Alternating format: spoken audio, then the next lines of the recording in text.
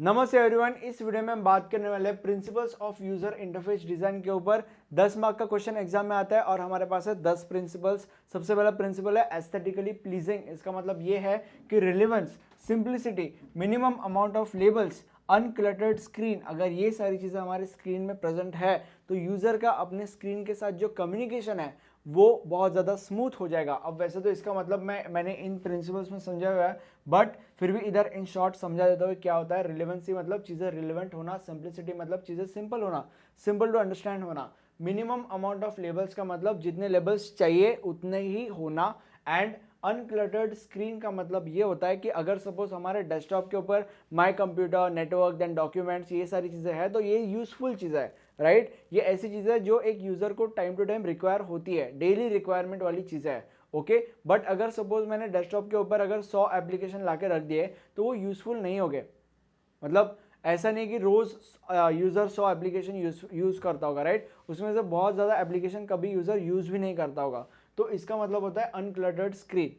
सो अभी हमारे जो एस्थेटिकली प्लीजिंग वाला जो प्रिंसिपल है वो क्लटर के ऊपर बहुत ज़्यादा फोकस करता है। वो ये कहता है कि हमारे स्क्रीन के ऊपर विजुअल क्लटर और विजुअल नॉइस, ये दोनों चीज़ें नहीं होनी चाहिए। अब विजुअल क्लटर नहीं होना चाहिए, इसका मतलब ये है कि हमारी जो स्क्रीन है वो कितनी भी अट्रैक्टिव है, अगर उसमें विजुअल क्लटर है तो वो इनएफिशिएंट होगी। तो इसलिए विजुअल क्लटर को रिड्यूस करना बहुत ज़्यादा इंपॉर्टेंट है। विजुअल क्लटर मैंने क्या होता है मैंने बता दिया। उसमें और सारी चीज़ें, मतलब बेसिकली जो चीज़ क्लटर करती है, जो चीज़ अनवांटेड है, वो विजुअल क्लटर के अंदर आती है। एंड अभी इस चीज़ का सोल्यूशन है सिंप्लिसिटी, मतलब सुंदरता, मतलब मिनिमलिज्म। इसका मतलब ये है कि हमें ये ट्राई करना चाहिए कि कैसे क्लटर को कम से कम मिनिमाइज कर सके और कैसे हम हमारे स्क्रीन को बहुत ज़्यादा सिंपल, सुंदर और बहुत ज़्यादा मिनिमलिस्ट बना सके। मतलब मिनिमलिज्म वाला अप्रोच हम हमारे स्क्रीन में डाल सके। मतलब मिनिमलिज्म का मतलब यह है कि जो चीज़ें ज़रूरत वाली चीज़ें वही चीज़ें उधर रख सके, इसका हमें प्रयत्न करना चाहिए।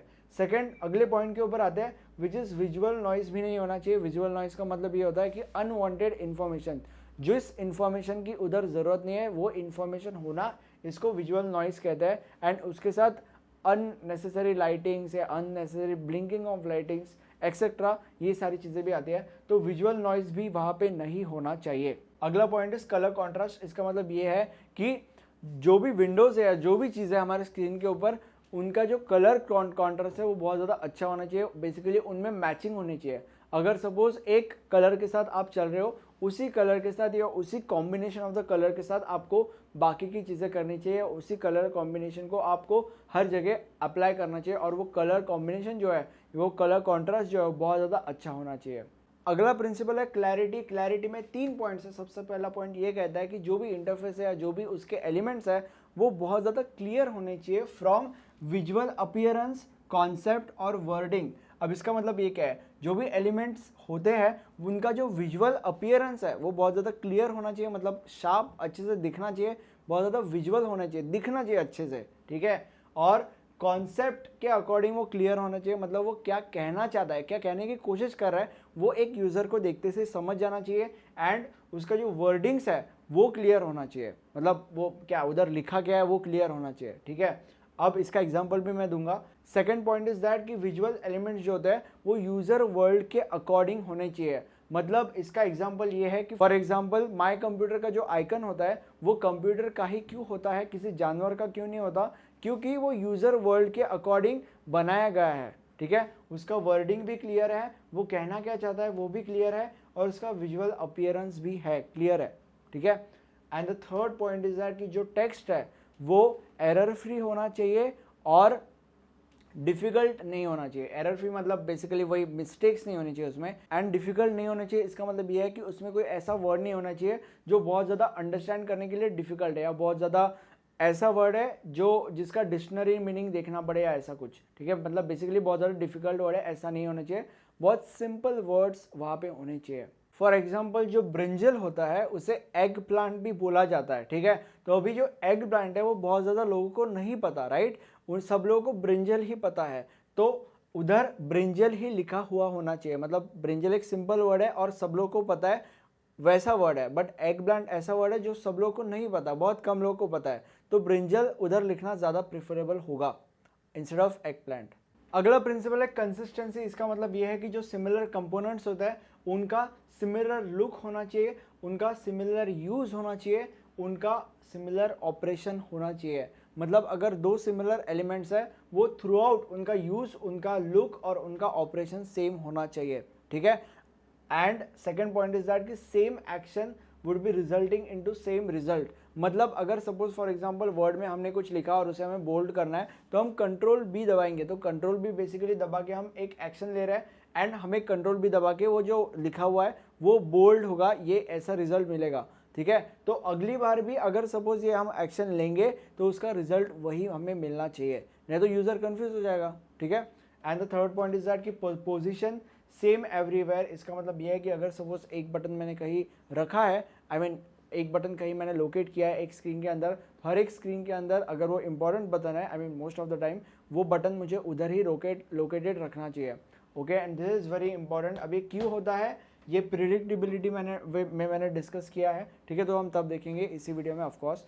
एंड इसके पीछे ये कैसे होता है उसके लिए जो हमारा जो डेवलपर है वो ग्रिड्स का इस्तेमाल करता है। मतलब बेसिकली अब ये अगर हमारी वेबसाइट है तो इसमें ऐसे ऐसे ऐसे ऐसे वो मार्क्स करता है एंड उसके अनुसार, मतलब इन बॉक्सेस के अनुसार, मतलब ये इन बॉक्सेस को कंसिडर करके वो मेजरमेंट्स लेता है और उन मेजरमेंट्स के अंदर वो बटन्स एंड ऑल दैट वो फिक्स करता है। इधर मैं फोटोज़ वगैरह भी दे दूंगा ताकि आपको समझ में आ जाएगा। अगले प्रिंसिपल के ऊपर आते हैं। अगला प्रिंसिपल है कंट्रोल। कंट्रोल का मतलब ये है कि जब भी कोई भी यूज़र रिक्वेस्ट कर रहा है कोई भी चीज़ के लिए, उस चीज़ के ऊपर एक्शन लेनी चाहिए। फॉर एग्जांपल अगर सपोज मैं 10 GB का फाइल इधर से ऊपर उधर कॉपी पेस्ट करना है तो इधर मैं कॉपी करूँगा और उधर मैं पेस्ट करूँगा। तो बेसिकली मैंने एक चीज़ की रिक्वेस्ट की क्योंकि मुझे कॉपी पेस्ट करना है, इस चीज़ की रिक्वेस्ट की और मुझे एक्शन मिलेगी। फॉर एग्जांपल कॉपी पेस्ट हो जाएगा, थोड़ा टाइम लगेगा, वो एक बॉक्स आएगा जिसमें एक लोडिंग वाला सेक्शन आएगा कि कितना % कॉपी पेस्ट हो चुका है वो, बट बेसिकली एक्शन हो रहा है मैंने जो रिक्वेस्ट किया है, जो मैंने डिमांड किया है उसके ऊपर। अब सेकेंड पॉइंट इज दैट कि जो एक्शन हो रही है वो जितनी क्विक हो सके उतनी ज़्यादा होनी चाहिए, मतलब जितनी ज़्यादा क्विक हो सके उतना ज़्यादा अच्छा, ठीक है। And the third point is that कि ये जो एक्शन हो रही है वो इंटरप्ट भी कर सकता है यूज़र और वो जो एक्शन है वो स्टॉप भी कर सकता है यूज़र। मतलब अगर पेस्ट हो रहा है कहीं कंटेंट तो उधर बॉक्स में आता है स्टॉप या कैंसिल, ठीक है, तो उससे बेसिकली जो यूज़र है वो उस चीज़ को इंटरप्ट या कैंसिल कर सकता है। अगला प्रिंसिपल है डायरेक्टनेस। इसमें 2 पॉइंट है। सबसे पहला पॉइंट ये कहता है कि अगर कोई भी चीज़ के अगर अल्टरनेटिव्स अवेलेबल है तो वो विजिबल होने चाहिए। और जो दूसरा पॉइंट है वो ये कहता है कि effects of actions on objects should be visible. मतलब अगर सपोज कोई भी एक्शन मैं करता हूँ उसके इफेक्ट्स क्या होंगे वो मुझे विजिबल होना चाहिए। फॉर एग्जांपल अगर सपोज वर्ड में मैंने कुछ लिखा और ऊपर एक बोल्ड का बी का बटन होता है, उससे वो चीज़ बोल्ड हो जाती है बेसिकली। तो अगर सपोज मैं उधर एरो लेके जाता हूँ तो उधर लिख के आता है कि अगर ये बटन आप दबाओगे तो इसके इफेक्ट्स क्या होंगे, तो बेसिकली मेरे एक्शन के क्या इफेक्ट्स होंगे वो विजिबल होगा उधर। अगला प्रिंसिपल है इफिशियंसी। इसमें 3 बहुत ज़्यादा इंपॉर्टेंट पॉइंट्स है। सबसे पहला पॉइंट ये है मिनिमाइज आई मूवमेंट्स। इसका मतलब ये है कि जो मेरे आई मूवमेंट्स है वो मिनिमाइज होने चाहिए, एक यूज़र के आई मूवमेंट्स मिनिमाइज होने चाहिए। फॉर एग्जांपल अगर सपोज एक पिक्चर यहाँ पे है और उसका सेकंड पार्ट अगर कोई दूसरे तीसरे पेज पे है तो बेसिकली मुझे क्या करना पड़ेगा, ये होने के बाद, ये पिक्चर होने के बाद मुझे उधर जाना पड़ेगा वो पिक्चर देखने के लिए, ठीक है। तो बेसिकली मेरे आई मूवमेंट्स बहुत ज़्यादा है, तो उसकी जगह पे ये कर सकता है कि उस पिक्चर के नीचे दूसरा पिक्चर दे सकता है। तो इससे क्या हो रहा है, मेरे आई मूवमेंट्स मिनिमाइज हो रहा है। सेकंड पॉइंट इज दैट कि transition between system control should be smooth. जो ट्रांजिशंस होते हैं सिस्टम कंट्रोल के बीच में बहुत ज़्यादा स्मूथ और बहुत ज़्यादा फ्री होने चाहिए, मतलब उसमें बहुत ज़्यादा इरिटेशंस नहीं होने चाहिए, ठीक है। And the third point is that कि eye movement should be obvious and sequential. इसका ये बहुत ज़्यादा इंपॉर्टेंट पॉइंट है। इसका मतलब ये है कि अब नॉर्मली हम कैसे रीड करते हैं, ऐसे, मतलब ये लाइन उसके बाद स्टार्टिंग से ये लाइन ऐसे ऐसे ऐसे ऐसे एक पेज रीड करते हैं, राइट। तो मतलब बेसिकली ये लाइन होने के बाद इट इज़ वेरी ऑब्वियस कि हम इस लाइन से आगे रीड करना शुरू कर देंगे। तो यही ऑब्वियस होना चाहिए, यही ऑब्वियस चीज़ मेंटेन होनी चाहिए। ऐसा नहीं होना चाहिए कि इसके बाद इधर से कंटिन्यू हो रहा है तो वो ऑब्वियसनेस टूट जाएगा, राइट। ऑब्वियस और सिक्वेंशियल होना चाहिए। सिक्वेंशियल मतलब मैंने अभी आपको बताया क्या होता है। And wordings and pictures and बाकी की चीज़ों के साथ भी चीज़ें सिक्वेंशियल होनी चाहिए। अगला प्रिंसिपल है फॉर्मुलैरिटी। इसका मतलब यह है कि लैंग्वेजेस एंड कंसेप्ट वही यूज़ होने चाहिए जो यूज़र के अकॉर्डिंग है, जो यूज़र से फॉर्मिलियर है। फॉर एग्जांपल सबको पता है कि कंट्रोल सी का मतलब होता है कॉपी और कंट्रोल V का मतलब होता है पेस्ट। हर एक इंसान इस चीज के साथ फैमिलियर है, ये उसका एग्जांपल है। अगला प्रिंसिपल है प्रिडिक्टिबिलिटी, मेरा पर्सनल फेवरेट प्रिंसिपल। अब इसमें क्या होता है, अगर सपोज अब मान लो आपने 10 फॉर्म्स बनाए, ठीक है, 10 पेजेस 10 फॉर्म्स, राइट, एंड अगर सपोज आपने पहले फॉर्म जब बना रहे थे तब जो सबमिट का बटन है, फॉर्म सबमिट वाला बटन है, वो नीचे रखा आपने, सबसे नीचे बीच में रखा आपने, ठीक है। तो प्रिडिक्टिबिलिटी प्रिंसिपल ये कहता है कि अगर सपोज नीचे बीच में मतलब कोई भी पोजीशन है आपके सबमिट बटन की या जो भी बटन की आपके पेज में, अगले सारे के सारे पेज में उस बटन की पोजीशन भी वही होनी चाहिए। मतलब अगर पहले पेज में अगर कोई बटन आप बॉटम राइट या बॉटम लेफ्ट या मिडल में रखते हो सपोज, तो हर एक पेज में आपको उस मिडल में ही रखना चाहिए उस बटन को, ठीक है। इससे क्या होता है, इससे ये होता है कि अगर सपोज मैं पहले पेज देख रहा हूँ तो नीचे मुझे पता है कि नीचे मिडल में सबमिट बटन है, तो अगले पेज में जब मैं जाऊँगा तब मैं मेरे दिमाग में प्रिडिक्ट कर रहा हूँ कि यहाँ पे भी वो सबमिट बटन नीचे बीच में ही है। और अगर सपोज उधर ही मुझे मिलता है और अगले सारे के सारे पेज में भी मुझे उधर ही वो बटन मिलता है, तो प्रिडिक्टिबिलिटी जो एलिमेंट है मेरे दिमाग में वो अकम्प्लिश हो जाता है। और इसकी वजह से मुझे आपकी जो वेबसाइट है, आपका जो भी स्क्रीन है या जो भी इंटरफेस है जो भी है, वो बहुत अच्छा लगने लगता है और मैं वहाँ पे लास्ट लॉन्ग करना मेरे लिए बहुत ज़्यादा पॉसिबल हो जाता है, ठीक है। मतलब बेसिकली ये आपका फ़ायदा है अगर आप ऐसा करते हो तो।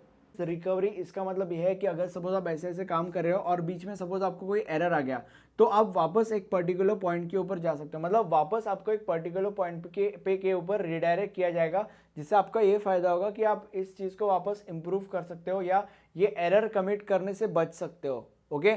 एंड इसका एग्जांपल दे देता हूँ, अगर सपोज आप ATM यूज़ करते हो, अगर सपोज आपने कोई गलत लैंग्वेज डाल दी या अगर सपोज आपने कोई गलत अमाउंट डाल दी, तो बेसिकली आपने एक एरर कमिट कर दिया, राइट। तो आप कैंसिल का बटन दबा के वापस मेनू के ऊपर जा सकते हो, मतलब वापस एक पर्टिकुलर टाइप पॉइंट के ऊपर जा सकते हो, जिससे देन वो एरर कमिट करने से आप बच सकते हो बाद में। And the second point is that कि हार्डवेयर सॉफ्टवेयर एरर्स की वजह से यूज़र का काम हैम्पर नहीं होना चाहिए। फॉर एग्जांपल अगर सपोज आप सोनी वेगस प्रो या जो फोटोशॉप होता है, जो एडिटिंग सॉफ्टवेयर होता है, अगर सपोज मान लो उसमें आप कोई भी बहुत भारी चीज़ एडिट कर रहे हो और बीच में से ही आपका सॉफ्टवेयर हार्डवेयर क्रैश हो जाता है, तो वापस जब आप उस पॉइंट के ऊपर आओगे तब आप वापस उसी पॉइंट के ऊपर आना चाहिए। मतलब जहाँ पे आपने वो एडिटिंग लेफ्ट की है वहाँ पे ही आपका एडिटिंग वहाँ से ही शुरू होना चाहिए, बेसिकली फ्रॉम जीरो से नहीं होना चाहिए। अगर जीरो से हुआ तो आप तो देन वो जीरो से हो जाएगा, सारी आपकी मेहनत वेस्ट हो जाएगी, तो ये चीज़ नहीं होनी चाहिए। अगला प्रिंसिपल है ट्रांसपेरेंसी। इसका मतलब ये होता है कि यूज़र जब काम कर रहा है तो उसका फोकस 100% अपने काम के ऊपर होना चाहिए, और ये जो मैकेनिज्म है बाकी के जो बैकएंड के मैकेनिज्म्स होते हैं उनको बीच में इंटरफियर नहीं करना चाहिए। मतलब बेसिकली यूज़र को फ़र्क नहीं पड़ना चाहिए कि मैकेनिज्म में क्या चल रहा है, मतलब यूज़र उसके बारे में कंसर्न नहीं करेगा, यूज़र अपना काम करेगा, ये बीच में नहीं आना चाहिए कभी, ठीक है। अपना काम शांति से यूज़र 100% फोकस के साथ करेगा, ठीक है। ये जो बैकएंड में चीज़ें चलती है, मैकेनिज्म है कंप्यूटर का, वो बीच में नहीं आएगा, या बीच में जो अलार्म्स वगैरह होते हैं मैकेनिज्म के कि इसके बाद क्या होगा एंड ऑल दैट, ये सारी चीज़ें बीच में नहीं आनी चाहिए। तो आई होप आपको वीडियो समझा होगा। Notes are very important, details are in the description. Thank you for watching this video and have a nice day. Bye bye.